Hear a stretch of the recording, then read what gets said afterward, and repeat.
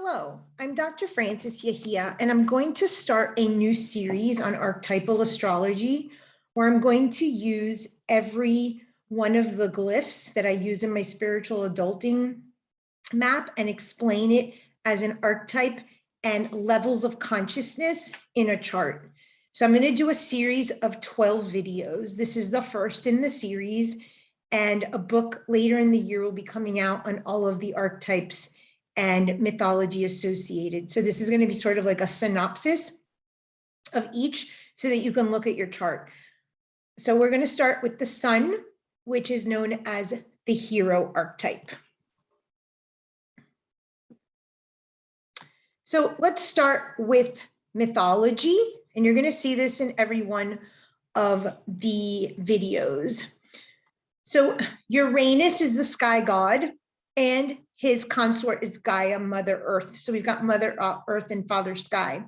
If you want to know the shortcut to life, it is to really integrate that you are coming from the universal consciousness. You're living a human experience.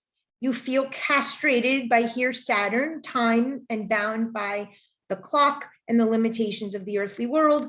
But through that, you learn agape love, which is to love thy neighbor, but only after you learn to love thyself. When we do the lover archetype, there's actually two lover archetype, one that's called Aphrodite Pandemos and one that is called Aphrodite Urania.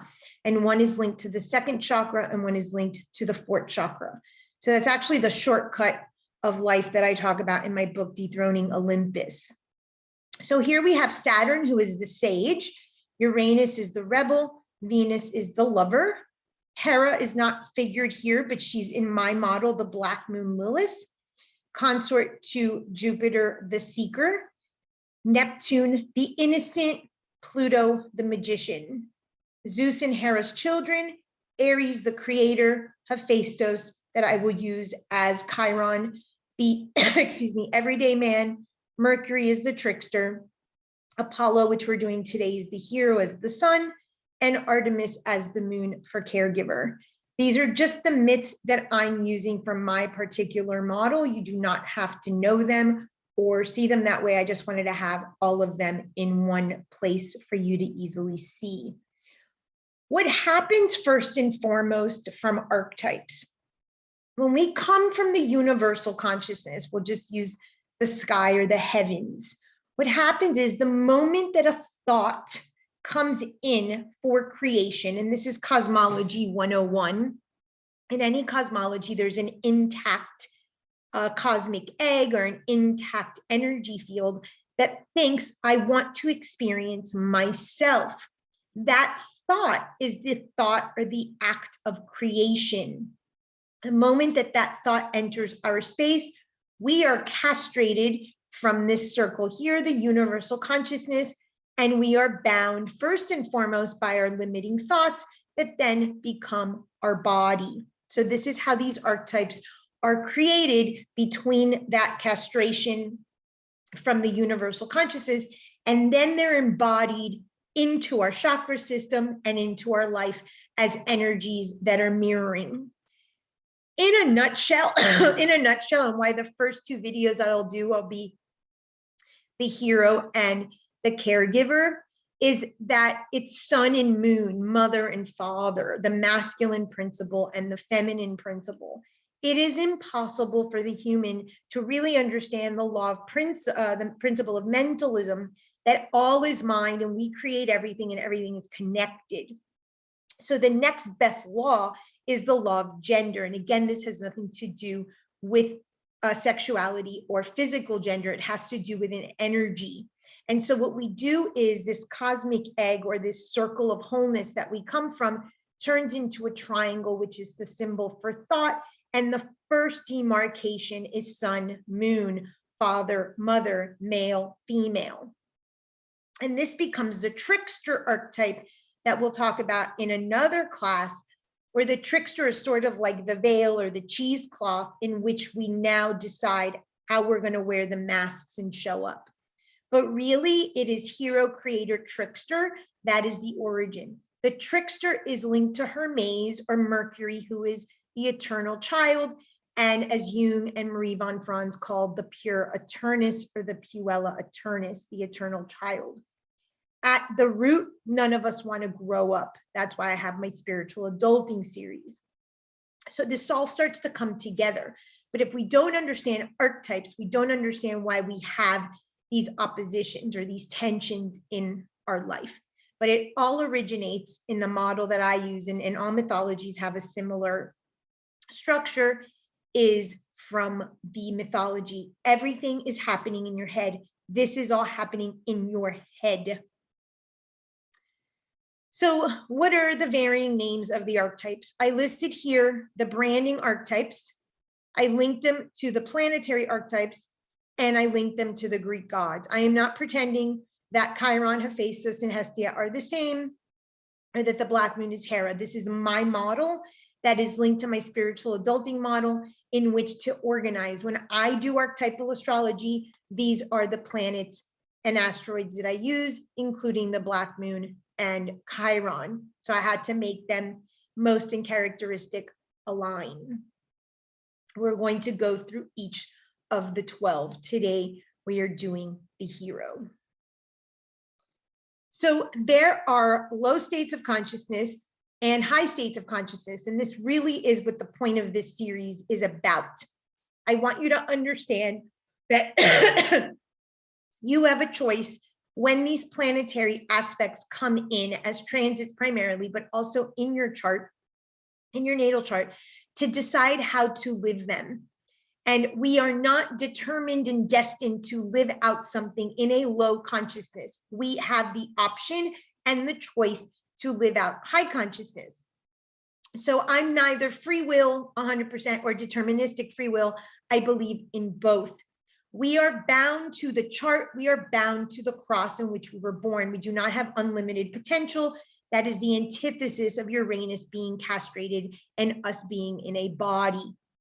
But we do have a say, and that's the free will component, in deciding, do we live out the archetypes in high consciousness or low consciousness?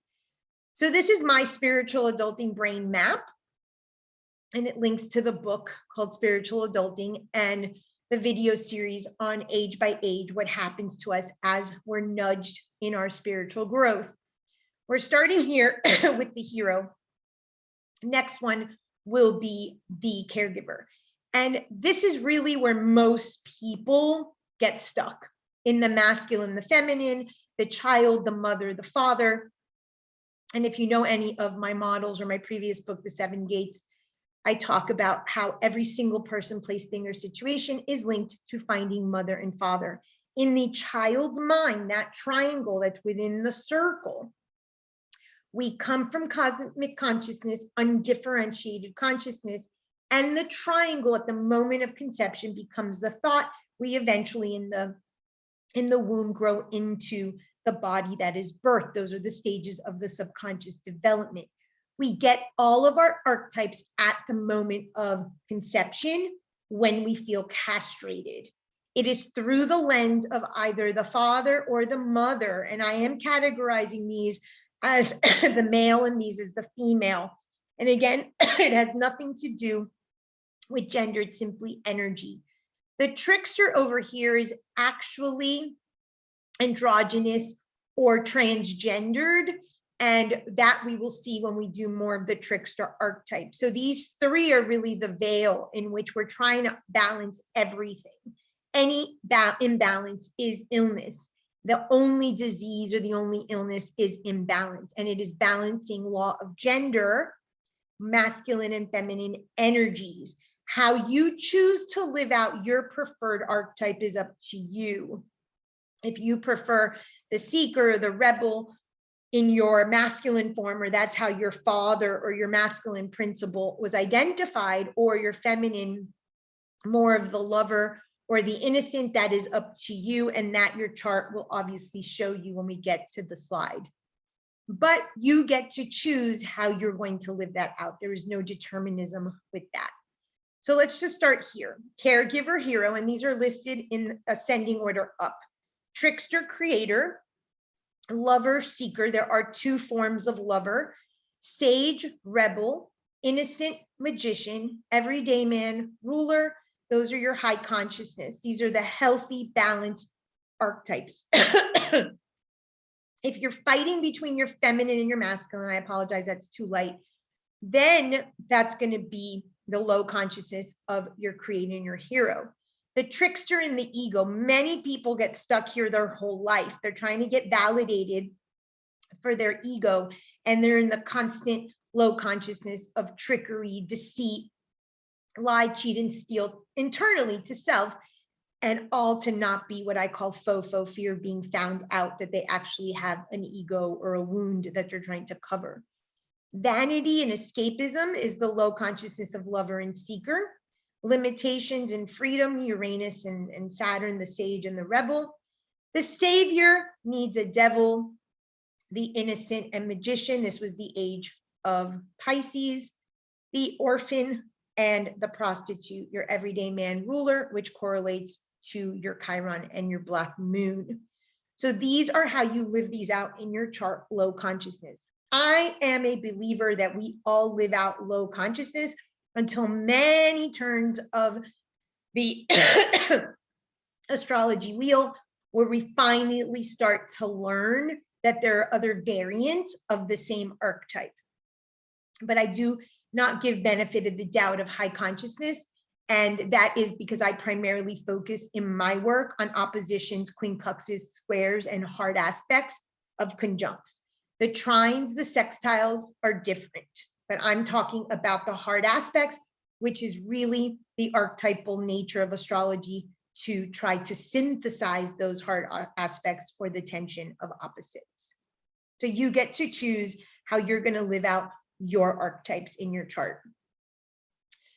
So in each class, I'm going to give you the 4 levels of consciousness. So there's a story in the Bible where it's the first miracle, where Jesus turned water into wine. This is linked to marrying, and it was at a wedding, marrying our low consciousness with our high consciousness, water and wine. In the particular construct of the hero, we're working on ego and personality, or pride and humility. Those are going to be some of the issues linked to the lower level of consciousness. So we're looking at the stray cat and the lion, and we're looking at the circus lion and the ringleader. And think of the sun. The rightful ruler is the 5th house, which is Leo. So the stray cat has no rhyme or reason. There's no rules. They're kind of just a stray, as what we would call ignorant or anani. Water is still low level consciousness. This is still linked to the body and the emotions.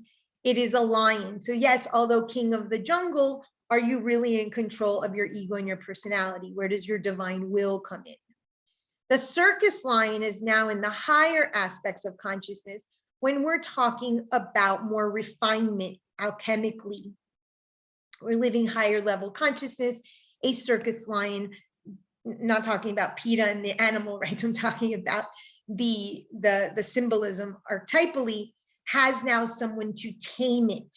It's not just ravaging a countryside or eating whatever's in its sight. And then the highest level of consciousness, what's called the blood level, is the ringleader, where now the circus ringleader is in charge of the animal nature. So this is all, again, very symbolic. So let's just look at the sun here in this astrology chart. The sun here is in the 9th house. So that's going to have, and it's in Libra. So we're going to bring this now to the practical application. Find your particular sun by house, by sign, by decanat. And now you get to live that out with that understanding that the stray cat, the lion, the circus lion, or the ringleader. Do you want to be in charge, for instance, of your Libra nature? A stray cat will be constantly people-pleasing, for instance. We are also looking at the planets that are conjunct, and we are going to be looking at oppositions after we get through all of the archetypes, because the tension of opposites in the archetypes will obviously speak to which part of the spiritual adulting map the person is stuck in. And most people have at least one opposition. So I'll just jump ahead here for a moment. You've got the rebel and the creator, and they are opposition, the everyday man. So the low consciousness of ultimate freedom and the orphan. So how this person would play that opposition out.